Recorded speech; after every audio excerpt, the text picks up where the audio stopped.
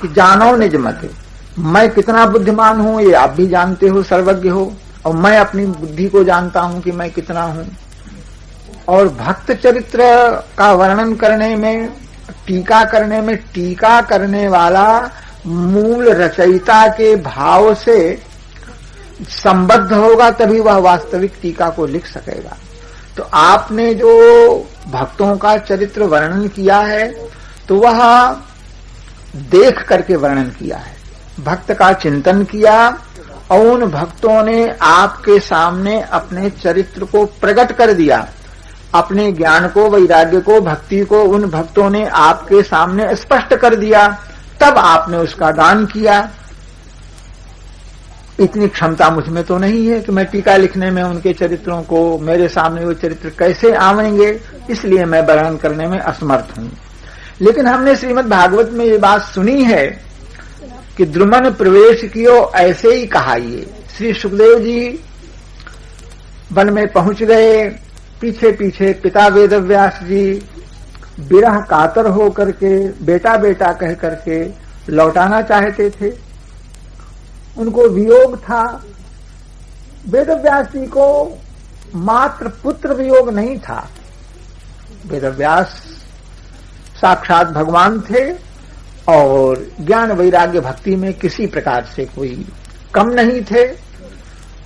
पुत्र में इस प्रकार का सामान्य पुत्र में मोह होना संगत नहीं, किंतु शुक सरीखा पुत्र जानते थे कि शुक यह परमहंस है, ज्ञानी है, भगवान का भक्त है, इसलिए पीछे पीछे उनके भक्त विरह में, पुत्र विरह में कहने को, लेकिन भक्त विरह में कातर होकर के पीछे पीछे जाना चाहते थे। ऐसे पुत्र को अपने समीप रख करके सत्संग से लाभ लेना चाहते थे। सुखदेव की महिमा प्रकट हो चुकी थी, क्योंकि 12 वर्ष रहने के बाद प्रकट हुए थे।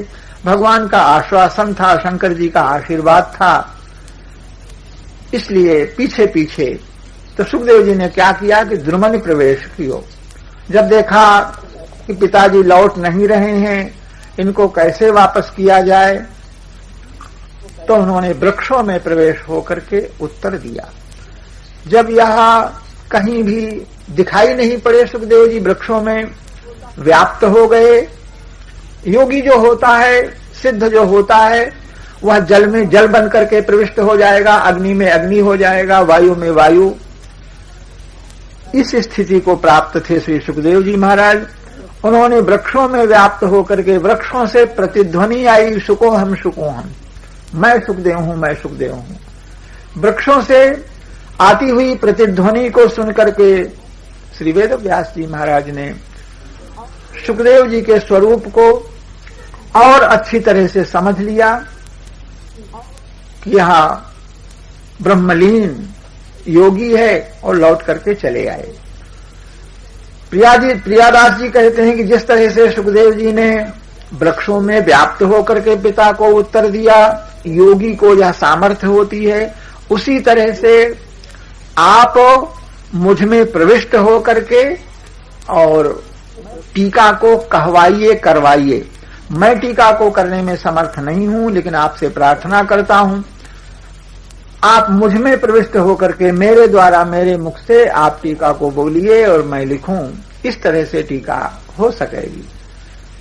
सीनाभाजी ने प्रियादास जी की प्रार्थना को स्वीकार किया और इस प्रकार प्रियादास के द्वारा टीका हुई।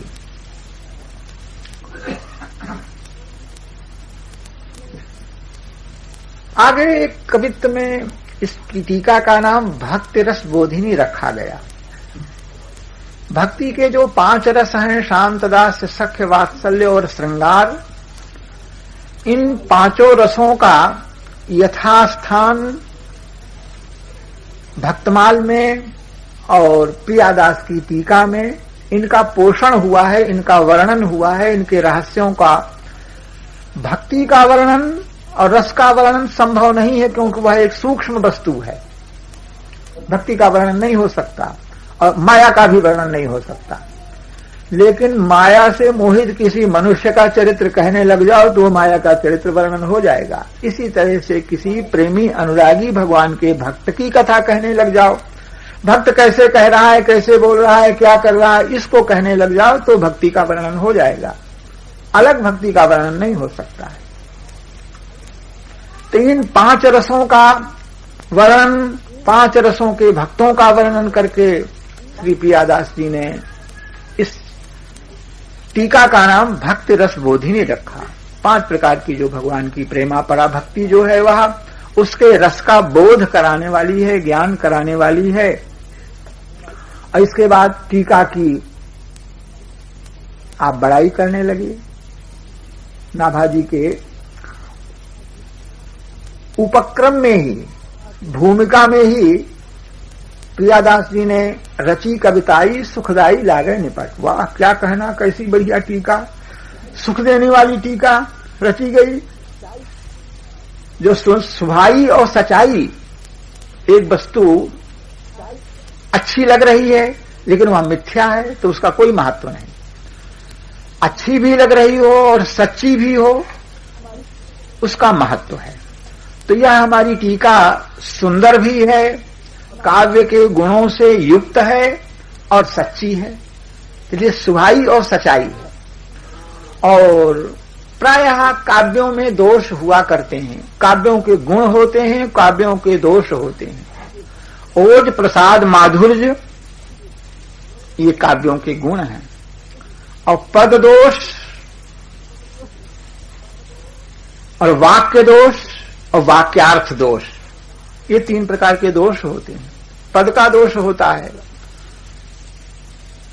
असंगत पद हैं, क्रिया में कोई पद है, कर्ता में कोई पद है, पद के दोष होते हैं। वाक्य बनता है तो उसमें दोष हो जाते हैं, वाक्य के अर्थ में दोष होते हैं। दोषों का 16 प्रकार के पद दोष, 16 प्रकार के वाक्य दोष, इन सब का बड़ा भारी वर्णन किया गया है। प्रियादास जी कहते हैं कि हमारी इस टीका में कुछ नहीं है, ये दोष नहीं है। पुनरुक्ति लय मिटाई है, पुनरुक्ति इसमें नहीं कही गई। पुनरुक्ति को तो मिटा ही दिया गया। पुनरुक्ति एक दोष है, एक बात को दोबारा कहने का नाम पुनरुक्ति होता है। लेकिन भगवान के चरित्रों का वर्णन करने में, भगवान की स्तुति करने में ये दोष नहीं माना जाता है, या क्षम्य होता है। भगवान का भक्त एक ही बार उस बात को बार बार कहेगा तो उसे पुनरुक्ति नहीं कहा जाएगा। इसलिए पुनरुक्ति आदि दोष इस टीका में, नाभाजी के मूल में, इसमें नहीं है। कोई कितना ही सुंदर काव्य हो, अगर भगवान की भक्ति से युक्त नहीं, भगवान का उसमें नाम नहीं, तो उस सुंदर काव्य को भी भागवत में लिखा है कि भक्त लोग इस प्रकार उसका त्याग करते हैं जैसे कौवा को फेंकी जाने वाली जूठन का स्थान। कौवा जहां पर बैठता है वह स्थान अपवित्र हो जाता है। जहां जूठन फेंक दिया, कौवे खा रहे हैं, तो वह स्थान जितना अपवित्र हो जाता है, इतना ही अपवित्र उस काव्य को मानते हैं जिसमें भगवान का नाम नहीं, भगवान का चरित्र नहीं। और जिसमें भगवान का चरित्र है, फिर चाहे गिरा ग्राम में सियाराम जस, फिर चाहे वह गांव की देहाती भाषा हो, उसमें काव्यों के गुण न भी हों, तो भी भक्त लोग, सज्जन लोग बड़े प्रेम के साथ उस काव्य को पढ़ते सुनते हैं। प्रियादास जी कहते हैं कि अक्षर मधुरताई, हमारी इस टीका में अक्षरों का माधुर्य है। एक अक्षर का दूसरे अक्षर से, एक शब्द का दूसरे शब्द से कैसे योजन होना चाहिए, उस प्रकार से यह इस टीका में अक्षरों का संयोजन हुआ है। किसी ने कहा कि महाराज आप ही ने स्वयं टीका की, अपने मुंह मियां मिट्ठू, अपने ही काव्य की बड़ाई करना तो वही होगा कि निज कवित्व के लागननी का सरस हो अथवा अति फीका। कवि स्वयं कविता करता है तो वह चाहे जितनी नीरस कविता हो, लेकिन उस कवि को अपनी कविता स्वयं अच्छी लगती है, दूसरे को अच्छी लगे चाहे न लगे, कवि को स्वयं अच्छी लगती है। लेकिन कविता को सुनने के बाद संत महात्मा लोग जिसकी प्रशंसा करें वह प्रशंसनीय मानी जाती है। स्वयं रचयिता कवि अपने काव्य की प्रशंसा, और दूसरा भगवान का स्वभाव है कि भक्त के हृदय में अहंकार को नहीं रहने देते हैं। जन अभिमान न राखें काऊ, दीन बंधु अति मृदुल स्वभाव। अत्यंत कोमल स्वभाव के कारण भगवान अपने भक्त के हृदय में अहंकार को नहीं रहने देते हैं। और दूसरा स्वभाव, जन अवगुण प्रभुमान न काऊ। अपने भक्त में दोष को भगवान नहीं गिनते हैं। जिस तरह से पिता माता अपने छोटे शिशु बालक के दोषों को नहीं देखते हैं और बालक के दोष को देख करके भी उसकी गिनती नहीं करते, अपने प्यार को कम नहीं करते, उसी तरह से भगवान भक्त के दोष को देख करके भी भगवान उसे क्षमा करते हैं, नाराज नहीं होते हैं। लेकिन वही भगवान यदि अहंकार आ जाता है तो अहंकार को दूर करते हैं, और दूर करने में भले उसे कष्ट ही क्यों न हो। नारद के मन में अहंकार को देखा, अहंकार के अंकुर को देखा तो बेग सुमय डारी हों उपारी। पन हमार, भगवान ने सोचा कि अभी तो ये अंकुर है, अगर बड़ा भारी पेड़ हो गया तो इसको उखाड़ने में हमको भी बड़ी कठिनाई होगी और भक्त को भी, नारद जी को भी कष्ट होगा। इसलिए अंकुर जब तक है तभी तक उसे जल्दी से जल्दी नष्ट करना चाहिए। उस अंकुर को नष्ट करने में स्वयं भगवान को शाप सहना पड़ा। भगवान ने शाप को स्वीकार कर लिया, लेकिन भक्त के हृदय में अहंकार को नहीं रहने दिया। अहंकार को सर्वथा निर्मूल करने के लिए सबसे बड़ा उपाय यही है कि भगवान की नित्य कथा सुनना। कथा सुनते सुनते, कथा सुनते सुनते, लगातार कथा सुनते रहेंगे तो अहंकार दूर हो जाएगा, और कथा सुनते रहेंगे तो अहंकार होगा नहीं। उसके पश्चात कथा श्रवण, तात्पर्य कि भगवान की भक्ति को प्राप्त करने के लिए श्रृंगारिता भक्ति में सबसे पहला कार्य है कथा सुनना। रामचरितमानस में प्रथम भगत संतन कर संगा, साधु पुरुषों का संग जो कहा गया, तो संग से प्रयोजन भी कथा से ही है। भगवान के चरित्रों के श्रवण से ही प्रयोजन।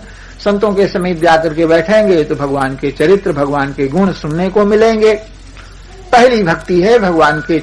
और नवधा भक्ति में श्रवणम कीर्तनम, सबसे पहले श्रवण को कहा गया।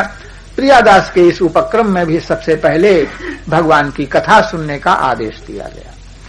कथा के पश्चात उबटन लगाने के पश्चात, उबटन यह कथा है, मैल को दूर कीजिए, उसके बाद स्नान। प्रियादास जी कहते हैं कि मनन सुनीर। मनन क्या है भक्ति महारानी के शरीर में? स्नान क्या है? तो मनन ही स्नान है। सुने भय विषय को, सुनने के पश्चात एकांत में बैठ करके हमने क्या सुना था इसका चिंतन करना। और सुनने में कौन सी ऐसी बात है जो केवल मनोरंजन के लिए कही गई थी, उसको छोड़ करके, और कौन सी बात उसमें ग्रहण करने के योग्य है, इसको ग्रहण कर लेना। श्रवण के बाद मनन, और मनन के बाद निदिध्यासन कहा जाता है। निदिध्यासन उसको कहते हैं कि हमने सुना और सुनकर एक कान से सुना, दूसरे कान से निकाल दिया, कुछ पल्ले नहीं पड़ा, कुछ लेकर के नहीं गए हृदय में। तो मनन जब करेंगे तो मनन में यह हमको पसंद आएगा कि हाँ ये बात बहुत अच्छी हमने सुनी और इस बात को हमको भी स्वीकार करना चाहिए। कथा सुनने में हमने सुना कि हमको चोरी नहीं करनी चाहिए, झूठ नहीं बोलना चाहिए, तो ये समझ में आ गया, बहुत अच्छा लगा। लेकिन जब इसको धारण कर ले, निदिध्यासन भी हो जाए, मैं कथा का जो उपदेश उसे धारण कर लेना, कथा के सुनने के बाद अपने क्रिया रूप में उस आ जाना। और नहीं तो पटका पाठकाष्ट ये चांदे शास्त्र चिंतका सर्वे विसुननो मूढ़ा, ये क्रिया, यह क्रियावान सपंडिता। पढ़ने सुनने का, कहने सुनने का एक व्यसन होता है, कहे बिना नहीं रह जाता है, केवल व्यसन मात्र है। जो लोग केवल कहते सुनते हैं और पढ़ते पढ़ाते हैं लेकिन स्वयं क्रिया में नहीं रहते हैं, नाम की महिमा का गान करेंगे लेकिन नाम का जप नहीं करेंगे, नाम का कीर्तन नहीं करेंगे, नाम का स्मरण नहीं करेंगे, पूजा की महिमा का वर्णन करेंगे लेकिन भगवान की पूजा नहीं करेंगे, नमस्कार की महिमा कहेंगे लेकिन भगवान के सामने नमस्कार, केवल सभा के ही वे पंडित हैं, क्रियावान नहीं है तो क्रियावान को पंडित कहा जाता है, और नहीं तो फिर उनका वह व्यसन है, उससे भी लाभ है लेकिन पूर्ण लाभ नहीं। यह क्रियावान सपंडिता है। तो मनन करने में क्रियाशीलता आती है। मनन करने के बाद निधिध्यासन किया, धारण कर लिया, मनन सुनीर अनहवाय, भक्ति देवी के शरीर का स्नान हुआ, सुने हुए विषय का और अपने मन में मनन करना। धुंधकारी के लिए विमान आया गोकर्ण के पूछने पर उन भगवान के पार्षदों ने कहा कि तुम्हारे श्रोताओं ने श्रवण तो किया था, लेकिन धुंधकारी ने जैसा मनन किया वैसा मनन नहीं किया, इसलिए दूसरे श्रोताओं के लिए विमान नहीं आया। फिर कथा कहोगे, लोग मनन करेंगे तो सबके लिए विमान आ जाएंगे।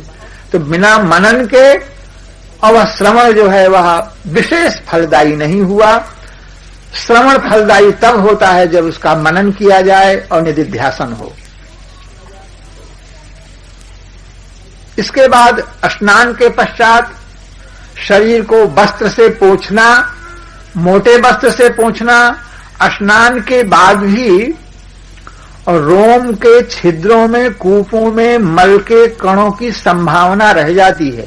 तौलिया से रगड़ रगड़ करके पोंछने में अगर उबटन में और स्नान में कोई कण रह गया है मैल का, तो वह अंगोछने में, पोंछने में दूर हो जाता है।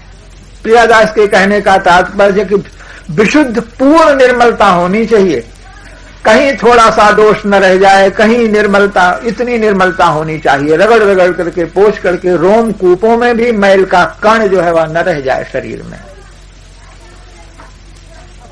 मनन सुनीर, तो यह वस्त्र से शरीर को पोंछना भक्ति की देवी के श्रृंगार में क्या है? दया। श्रवण मनन के पश्चात भक्त के हृदय में दया का आविर्भाव होना चाहिए।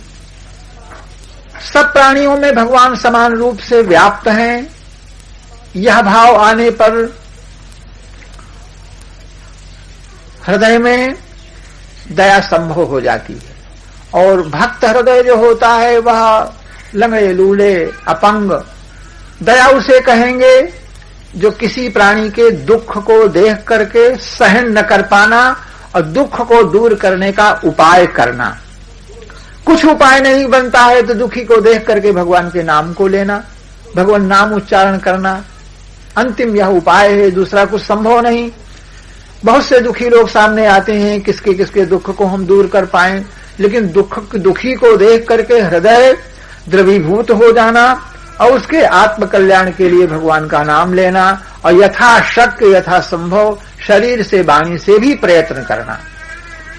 दया, जिसके हृदय में दया नहीं है उसका नाम भक्त तो नहीं होता है, मनुष्य भी नहीं होता है। हृदय में अगर दया नहीं है तो उस मनुष्य को मनुष्य नहीं कहा जाएगा।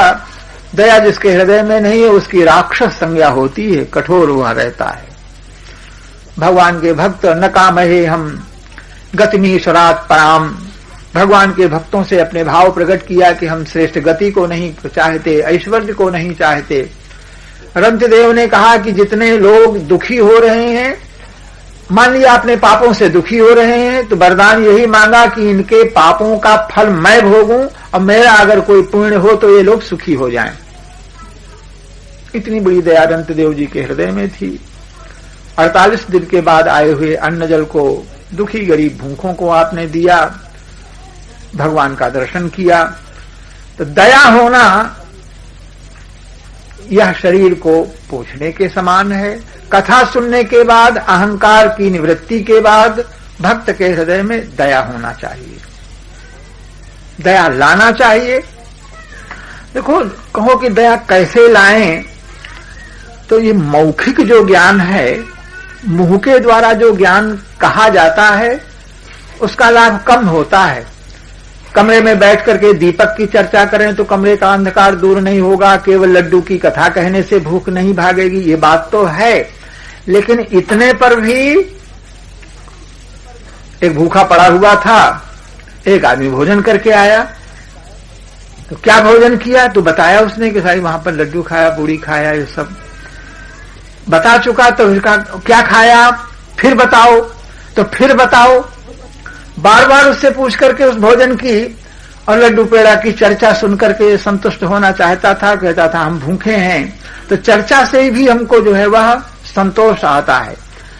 चर्चा में हमने सुन लिया कि सर्वम खलु इदं ब्रह्म, भगवान सभी प्राणियों में व्याप्त हैं। ये बात हमारे कान में आई और कान में सुनकर के हमने मुख से भी कहना आरंभ कर दिया। तो यद्यपि मुख से कहने से अभी पूरा लाभ नहीं है, लेकिन बार बार जो बात मुख में कही जाएगी वो बात मुख जो है वह देहली दीपक न्याय से और भीतर वह बात प्रविष्ट होगी।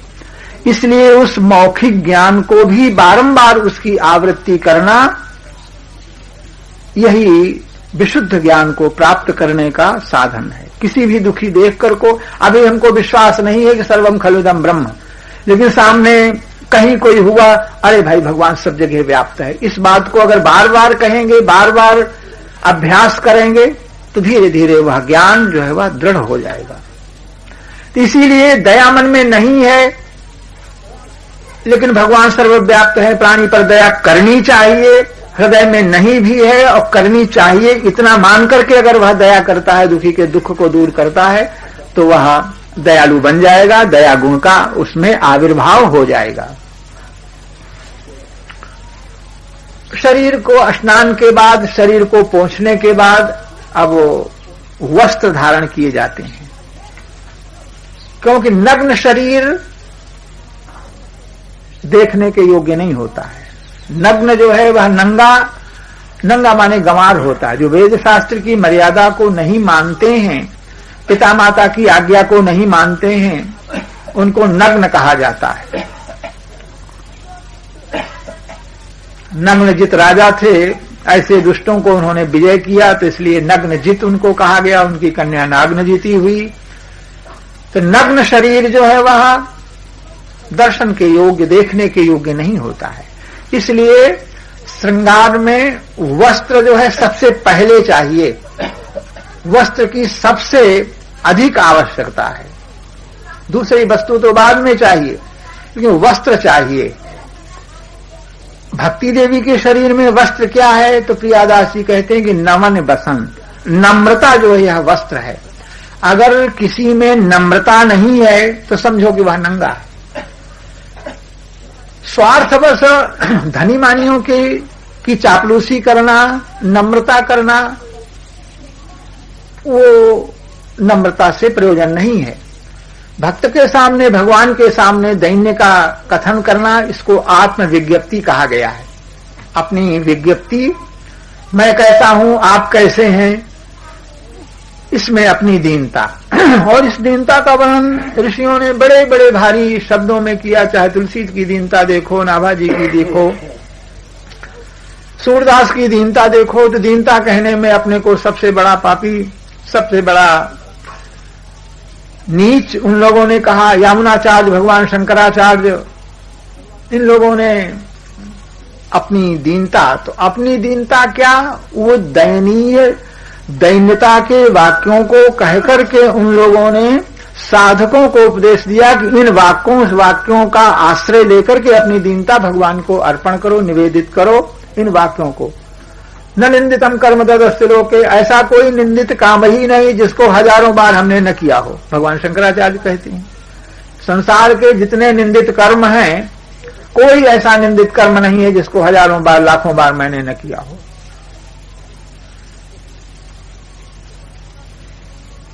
तो वह नम्रता, नम्रता ही वस्त्र है। नम्रता की उपमा दी गई वस्त्र से। तो वस्त्र जो होता है वह स्वयं में नम्र होता है, वस्त्र में कठोरता नहीं होती है। और पहनने वाला उसको चाहे जैसे तोड़ मरोड़ करके चाहे जैसे पहने, इसलिए वस्त्र की उपमा दी।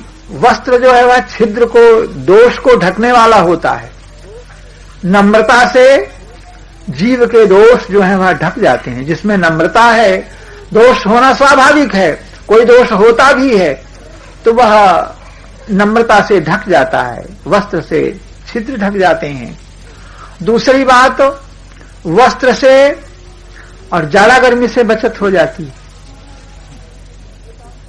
इसी तरह से नम्रता से, और संसार के जो क्लेश हैं, संसार के दैहिक दैविक जो ताप हैं, वह ताप सब कुछ नम्रता से सबसे बचत हो जाती है। इसलिए भक्ति देवी के शरीर में वस्त्र क्या है? तो नम्रता ही है। कथा सुनने के बाद और भक्त में नम्रता आ गई तो समझो कि अपनी भक्ति देवी के शरीर में वस्त्र धारण करा दिया गया। वस्त्र के बाद पन सोंधोले लगाइए। शरीर में, वस्त्रों में इतर फूले, इतर लगाया जाता है। इतर लगाने का लाभ, जिसके शरीर में, जिसके वस्त्र में इतर लगा है उसे सुगंधी आएगी, उसे लाभ होगा। और समीप होकर के जो कोई निकल जाएगा तो उसको भी सुगंधी आएगी, उसको भी लाभ होगा। यह भक्ति देवी के शरीर में, वस्त्रों में इतर लगाना क्या है? तो प्रतिज्ञा पूर्वक और भजन करना। पन, प्रतिज्ञा। और भक्त का लक्षण ही यही है कि संकट आने पर भी अपने नित्य नियम को, अपनी प्रतिज्ञा का परित्याग न करे। थोड़ा भी भजन, मान लिया किसी का केवल चरणामृत लेने का नियम है, ज्यादा कुछ भजन नहीं बनता, मंदिर में जाके चरणामृत लेता है, तो अगर इसको प्रतिज्ञा पूर्वक संकट काल में भी अगर इसका परित्याग न करे तो उसी में सिद्धि हो जाती है। वह थोड़ा भी नियम संकट आने पर भी जब भक्त त्याग नहीं करता है तब झट उसको सिद्धि मिल जाती है। तो प्रतिज्ञा पूर्वक भगवान का भजन करना, इतना मंत्र जपेंगे, ऐसे कीर्तन करेंगे, नित्य कथा सुनेंगे, प्रतिज्ञा पूर्वक। बहुत बड़ा अध्याय प्रतिज्ञा का है। प्रतिज्ञा जो है यह वस्त्र में सुगंध के समान है। श्रवण ने और कथा नहीं सुनी हो, रसना और न गई हो, ये प्रतिज्ञाएं हैं। रोकी हो नयन बिलोकत और शीश सही नहीं हो आदि। प्रतिज्ञा है कि हम केवल भगवत जश का वर्णन करेंगे, संसारी जश का नहीं वर्णन करेंगे। श्रीपति नाम करके एक कवि का दृष्टांत भक्तमाल में पंडित जी का बताया लिखा हुआ है। अकबर बादशाह के दरबार में श्रीपति नाम करके एक विद्वान दरबारी कवि थे और बहुत से दरबारी लोग थे। अपनी अपनी कविताएं समय से बादशाह को सुनाया करते थे, बादशाह की बड़ाई करते थे। बादशाह को ही कहते कि महाराज तुम इंद्र के समान हो, सूर्य तुम ही हो, इंद्र महेंद्र तुम ही हो। बादशाह की बड़ाई करते थे, उनको जीविका मिलती थी, खाते पीते मौज करते थे। लेकिन उनके दरबार में रहने वाले श्रीपति नाम के जो कवि, वो भगवान के भक्त थे, बादशाह की बड़ाई कभी नहीं करते थे। कविता सुनाने का अवसर आता तो भगवान श्री कृष्ण की कविता, राम जी की कविता, इनके चरित्रों का बढ़िया सुंदर छंद सुनाते, समस्या की पूर्ति भी करते और पुरस्कार भी उनको मिलता। प्रायः प्रथम पुरस्कार को जीत लिया करते थे। तो दरबारी जितने कवि लोग थे उन सब लोगों ने सलाह किया कि हम लोगों की जबान घिस गई और बादशाह का गुण गाते गाते अब प्रथम पुरस्कार मिलने की नौबत नहीं आती है और ये कभी बादशाह की बड़ाई नहीं करता है और पुरस्कार प्रथम ले जाता है। तो इसके और दरबार में रहता है तो या तो ये दरबार में इसको रहने ही न दिया जाए, अगर रहता है तो बादशाह की बड़ाई करे, बादशाह के गुण गावे। ऐसा षड्यंत्र रचा और एक समस्या रखी, इतनी जटिल समस्या रखी कि बादशाह की बड़ाई करना पड़े। समस्या रखी कि करो मिले आस अकबर की, हम सब लोगों को अकबर की आशा करनी चाहिए। अकबर ही हमारा जीवन दाता है, अकबर ही हमारा रक्षक है। हम सबको मिलकर के एक साथ अकबर की आशा करनी चाहिए। इस समस्या की पूर्ति करो। दिन आ गया, सभा जुड़ी, अपनी अपनी कविताएं लोगों ने सुनाना आरंभ किया और सुनाते सुनाते श्रीपति का नंबर आ गया। आप सुनाइए, आपने क्या लिखा है? तो इन्होंने इनकार किया, कहा कि मैं इस समस्या की पूर्ति करने में असमर्थ रहा हूं और मैंने कुछ नहीं लिखा है, मैं सुनाना नहीं चाहता हूं। तो बादशाह ने कहा कि देखो, आपसे तो विशेष करके आग्रह किया गया था कि आपको इस समस्या की पूर्ति अवश्य करना है, आपको तो अवश्य ही सुनाना है, फिर आप कैसे इनकार करते हो? जब आग्रह किया सब लोग एक तरफ से, वह कैसे नहीं सुनाओगे, कैसे नहीं सुनाओगे। और बादशाह की आज्ञा का उल्लंघन करना, बादशाह का कोप भाजन बनना है। और वहां जो कोई बादशाह कुपित हो जाता है तो वहां कोई अपील थोड़ो होती है। जो भी दंड मुख से निकल गया वह दंड तुरंत मिलता है। चारों लोग तरफ से जब लोग आवाजें कसने लग गए तो आपने स्वीकार किया, सुनाना आरंभ कर। अच्छा सुनाते हैं, सुनाते हैं। सुनाया उन्होंने, प्रसिद्ध पद है। उन्होंने कहा अब के सुल्तान, आजकल के जो राजा लोग हैं, उन्होंने फुनियान, आग जलती है तो जैसे चिंगारियां उड़ती हैं, उन चिंगारियों के समान हैं आजकल के सुल्तान आप शरीफ है। क्षण भर में दिखाई पड़े और दूसरे क्षण नष्ट हो गए, जरा सी चमक आती है।